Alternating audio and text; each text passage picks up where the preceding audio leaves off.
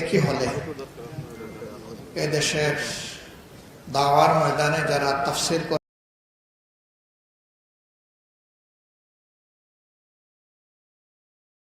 খবরের মাধ্যমে আমি আছি তোমাদের সাথে, আর ওদেরকে তোমরা মৃত বলো না যারা আল্লাহর পথে চলে গেছে।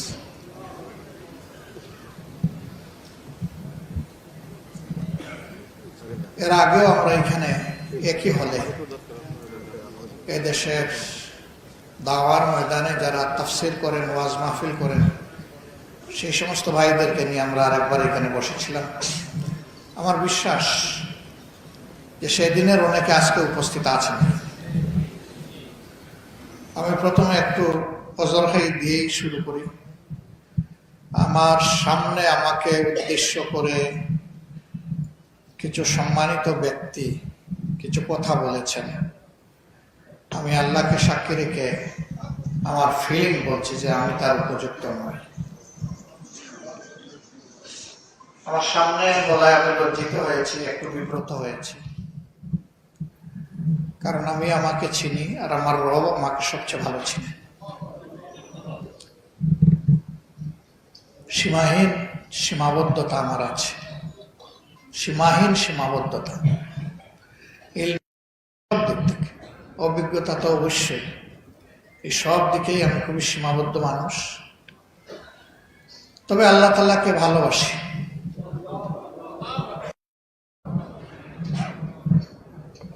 এবং আল্লাহ সাক্ষী আল্লাহকে ভয় করার চেষ্টা করি। এই দুইটার কারণে যদি আল্লাহ তাআলা জাহান্নামের আগুন আমার জন্য হারাম করে দেন, তাহলে গোলামি সময় মাবুদের দরবারে অনেক বেশি শুকরগুজারি হবে আমার পক্ষ থেকে। এই মজলিসের শেষে ইনশাআল্লাহ সবার সভাপতি বক্তব্য রাখবেন। আমার আন্তরিক অনুরোধ, তার বক্তব্যের শেষ শব্দটি না শোনা পর্যন্ত ইনশাআল্লাহ আমরা এখানে ধৈর্যের সাথে বসে, আগ্রহের সাথে বসে শুনবো। আপনারা এসেছেন দেশের বিভিন্ন অঞ্চল থেকে, কক্সবাজার থেকে শুরু করে পঞ্চগড়, জাফলং থেকে শুরু করে ওইদিকে সুন্দরবন, সারা দেশ থেকে এখানে এসেছেন।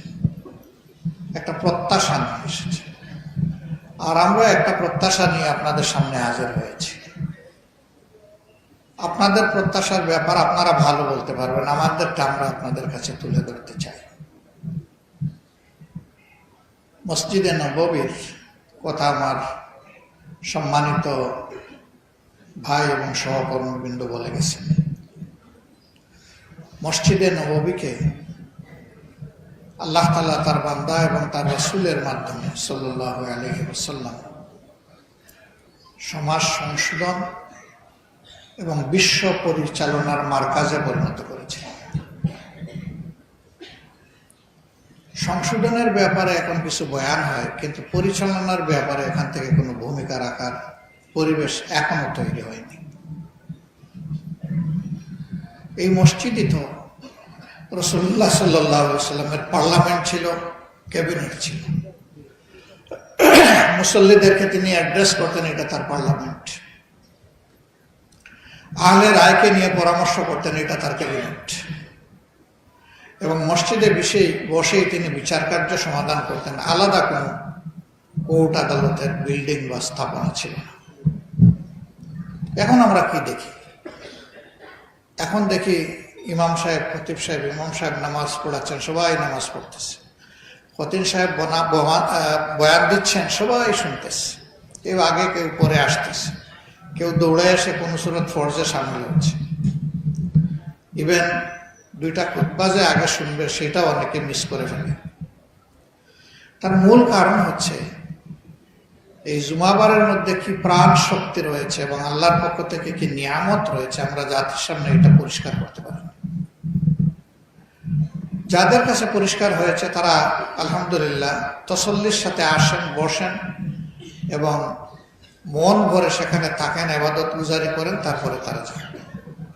আর যাদের কাছে পরিষ্কার হয়নি তারা আসতে পারেন না, আর আসলেও সেই মানসিকতা নিয়ে আসেন। তবে এটা ঠিক যে এই দিন আমাদের দেশে মুসলমান হিসেবে যারাই পরিচিত ম্যাক্সিমাম কিন্তু এসে যান মসজিদে।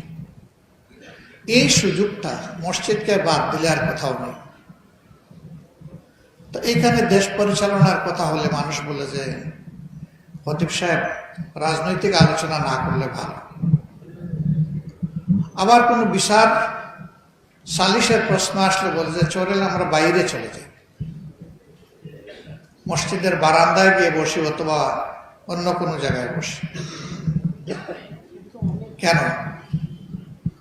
মসজিদের ভিতরে বসলে এটা আল্লাহর ঘর, ভয়ে কলজা কাঁপে, এখানে উল্টা পাল্টা বললে আল্লাহ ঘাড়ে ধরবে। বাইরে গেলে মনে করে আল্লাহ বোধহয় ওখানে নাই, নাউজুবিল্লাহ। আল্লাহ তো বলতেছেন ওখানে আমি থাকবো না কেন, আমি তো আলিম বিজাতিস সুদূর, আমি তো তোমাদের অন্তরে বিচরণ করছি, সবগুলা অন্তরে তো আমি আছি, তোমাদের অন্তরের খবর আমি জানি, সেই ইলিম আমার আছে। এটা একটা জেহালত যে সমাজকে মসজিদ থেকে বিচ্ছিন্ন করা হচ্ছে। একদিনে এই অবস্থা পরিস্থিতি তৈরি হয় না, এর কিছু দায় উলামায়ে কেরামকে নিতেই হবে। যারা ইমামুল হাইয়া ওয়াল মাইয়া, জীবনে বেঁচে থাকা অবস্থায় সবাই আমরা তাদের পিছনে মুক্তাদি, আর আমরা যখন লাশ হয়ে যাই তখন আমাদের লাশটা থাকে ইমাম সাহেবের সামনে, কিন্তু তখনও তিনি ইমাম। জীবনে মরণে যাকে মানলাম তার মাধ্যমে কোরআনের সঠিক সবকটা আমি কেন না পাইলাম, এটা পেতে হবে। হ্যাঁ, কোরআনের হুবহু তাফসির যদি কেউ করেন, এমনকি শুধু বাংলা অর্থটাও যদি কেউ বুঝিয়ে বলেন, আমি মনে করি হেদায়েতের জন্য এটি যথেষ্ট হবে ইনশাআল্লাহ। খুতবায় অনেক মানুষ ঘুমায়। কেন ঘুমায়? সে বুঝে না যে এখানে কি বয়ান দেওয়া হচ্ছে। তো এই খুতবাকে প্রাণবন্ত করতে হবে। ইমাম সাহেব যদি, খতিব সাহেব যদি আগেই বলেন, যেটা আমরা আগে করি, আসলে খুতবা তো দুইটাই, আমরা করেছি তিনটা। একটা প্রথমে বয়ানের নামে একটা খুতবা, ভাষণ, এরপরে নামাজের সাথে সম্পৃক্ত আরো দুইটা। তো যদি ওই ভাষণটা যেটা প্রথমে দেন সেখানে যদি বলেন যে আজকের খুতবায় যা বয়ান হবে এখন তাই আলোচনা হবে, এবং যদি কোরআনের আয়াতগুলা, হাদিসের উদ্ধৃতিগুলা সেখানে নিয়ে আসেন, তাহলে যখন ওই বয়ানটা দেওয়া হবে তখন মানুষ আস্তে আস্তে অনেকেই মিলাইয়া ফেলবে যে আজকে উনি এটা বলেছিলেন, এখন এইটা তেলাওয়াত হচ্ছে। এর একটা রুহানি আসির কালবের উপরে পড়বে আসর, এবং মানুষ তখন আর ঘুমাবে না, ঝিমাবে না। এখান থেকে কিছু রুহানি খোরাক নিয়ে যেতে পারবে। কোনো কোনো মসজিদে, এটা বোধহয় খুবই অল্প সংখ্যক হবে, সেখানে খুতবা বাংলা এবং আরবি দুটো মিলে, এমনকি প্রসঙ্গক্রমে ইংলিশও আসলে কোনো অসুবিধা নেই। ইংলিশকে একসময় বলা হতো কাফের, তো সেই ভাষায় কথা বলা মুসলমান নাই? অবশ্যই আছে। ভাষা কোনোটা কাফের নয়, মুমিনও নয়। মুমিন হবে ব্যক্তিটি, কাফের হবে ব্যক্তিটি। ভাষা সবগুলো আল্লাহর সৃষ্টি। আল্লাহ নিজেই তো বলেছে, আমি তোমাদেরকে বিভিন্ন ভাষা বর্ণে এই জন্য পয়দা করেছি যে তারিফ, যেন তোমাদেরকে চিনতে পারে বা তোমরা পরস্পরকে চিনতে পারো, এই জন্য আমি এই ব্যবস্থা দিয়েছি। তা আল্লাহ তাআলা যে ভাষা সৃষ্টির কথা নিজেই বলেছেন, এই ভাষা আবার কাফের হয় কিভাবে? নিশ্চয়ই না। সবগুলা ভাষাই হচ্ছে আল্লাহর দান, নইলে মানুষের জবানে কল্প থেকে বের হতো না। এটা আল্লাহই বের করে দেন জবান দিয়ে ভাষা। তো যে ভাষাই হোক, মানুষ যেটা আন্ডারস্ট্যান্ড করে, বুঝে, সেই ভাষায় যদি আমরা সোজা সাপটা আমাদের বয়ানগুলা পেশ করি, ওটাই হবে হৃদয়গ্রাহী বয়ান। এটাতে নূতন কোনো অলংকার দেওয়ার কোনো প্রয়োজন নেই। অলংকার যা দরকার আল্লাহ সবটুকু কালামে হাকিমে দিয়ে রেখেছে। এবং এরপরে সোহাগার প্রলেপ রাসূল করিম সাল্লাল্লাহু আলাইহি সাল্লামের সুন্নাহর মাধ্যমে আমরা পেয়ে গেছি। এই দুইটার ভিতরে থাকলেই আমাদের জন্য বেশি কল্যাণকর। আমরা আশা করি আপনাদের কাছ থেকে যে কুরআন এবং সুন্নাহ, কিতাবুল্লাহ এবং সুন্নাতে রাসূলুল্লাহ সাল্লাল্লাহু আলাইহি সাল্লামের মাধ্যমে আপনারা সমাজের সামনে চিত্রটা তুলে দেবেন। 52 সপ্তাহের 52টা খুতবা হবে ভিন্ন ভিন্ন। জাতির প্রয়োজনকে সামনে রেখে খুতবা তৈরি হবে। মসজিদ মিশনকে আমরা অনুরোধ করব যে সমন্বয়ের এই জায়গায় যেন তারা দায়িত্ব পালন করে। আগামী সপ্তাহে কি খুতবাটা এই জাতির জন্য প্রয়োজন, কমপক্ষে 1-2 দিন আগে যদি খতিব সাহেবের কাছে এটা পৌঁছে যায় বিভিন্ন জায়গায়, তারা তাদের মতো করে বলবেন, তবে এখান থেকেও কিছু খোরাক পাবেন। বহু এইটাই তারা বলতেও পারে, আবার এর অংশবিশেষ নিয়ে আরো কিছু প্রয়োজনকে সামনে রেখেও তারা কথা বলতে পারে। কিন্তু এখানে একটা গাইডলাইন আসবে। এমন হলে তো আমাদের মর্যাদা বাড়বে, তাই না? সবগুলো মসজিদ এবং মিম্বর থেকে যদি আল্লাহর দ্বীন প্রতিষ্ঠা এবং সমাজের ইসলাহের কথাগুলো আসে, তাহলে আলহামদুলিল্লাহ এটা আশে আজিমে চলে যাবে, পৌঁছে যাবে এবং দুনিয়া আন্দোলিত হবে, প্রভাবিত হবে মানুষের মন। মানুষ জান্নাতমুখী রাস্তা খুঁজে পাবে, হেদায়েতের দিকে যাবে। আমার ভাইয়েরা বন্ধুরা বলে গেছেন, মুসলমানদের মধ্যে কোনো অনৈক্য সৃষ্টি হয় এমন কোনো কথা আমারও বলা উচিত নয়, আমাদের কারোর কথা বলা উচিত। তবে এটাও কোনো ভাই সতর্ক করে দিয়েছেন